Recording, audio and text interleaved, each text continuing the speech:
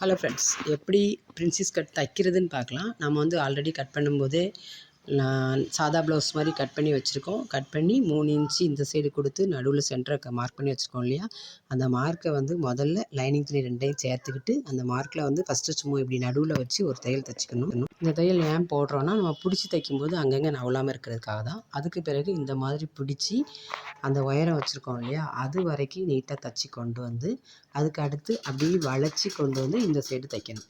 துணியை வந்து அப்படியே லைட்டாக வளைச்சி அப்படியே பிடிச்சி நம்ம தைச்சிடணும். இந்த மாதிரி தைச்சோம் அப்படின்னா நம்மளுக்கு பிசிர்லாம் வராது. கட் பண்ணி தைக்கும்போது பிசிர் வரும். இதில் வந்து பிசிர் வராது. நம்ம ஈஸியாக தைக்கலாம். இதை பாருங்கள், இந்த மாதிரி தைச்சிடணும்.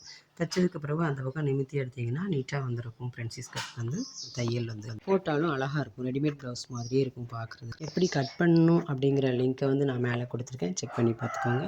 வீடியோ பிடிச்சா ஷேர் பண்ணுங்கள், லைக் பண்ணுங்கள். தைச்சி பார்த்துட்டு எப்படி இருக்குன்னு கமெண்ட்டில் சொல்லுங்கள். தேங்க்யூ.